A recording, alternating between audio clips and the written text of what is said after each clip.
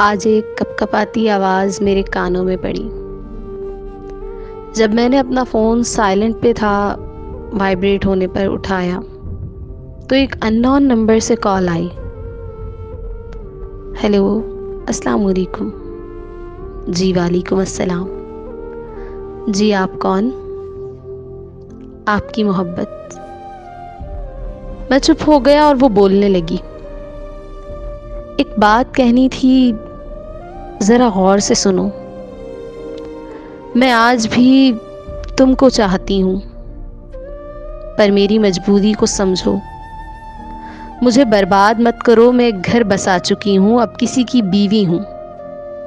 مانا تم مجھ سے بے پناہ محبت کرتے ہو، مجھ پر مرتے ہو، میری خوشی میں خوش ہو، لیکن سنو، یہ بھی سچ ہے، میں صرف ایک حد تک خوش ہوں۔ ایک روبوٹ کی جیسی زندگی جی رہی ہوں۔ اگر ساری رات جاگنا پڑا تو جاگتی رہوں گی، اور اگر سارا دن نوکروں کی طرح کام کرنا پڑا تو کرتی رہوں گی۔ ہاں، میں خود کا خیال اب نہیں رکھتی۔ میں بھوکی ہوں تو بھوک کو مقدر سمجھ کر دن گزار دیا کرتی ہوں۔ اگر پیاسی ہوں تو ہونٹوں پر زبان پھیر کر تر کر لیا کرتی ہوں۔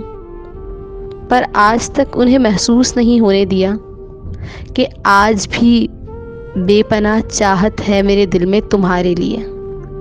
میں آج بھی طبیعت کا بہانہ بنا کر کمرے میں خود کو بند کر لیتی ہوں اور تمہیں یاد کر کے روتی ہوں اور خوب دل ہلکا کرتی ہوں، اور روتے روتے بھوکی پیاسی سو جاتی ہوں۔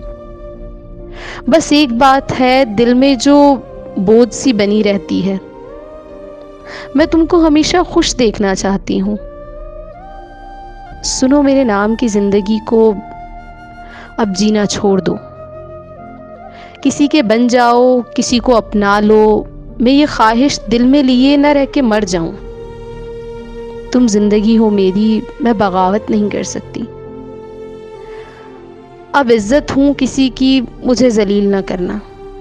تمہیں میری محبت کا واسطہ اپنی زندگی جی لو، تمہیں دیکھ کے اپنی زندگی جی لوں گی۔ اور ہاں، مجھ سے بھول ہو گئی ہے، گھر کے نمبر سے تمہیں کال کر بیٹھی ہوں۔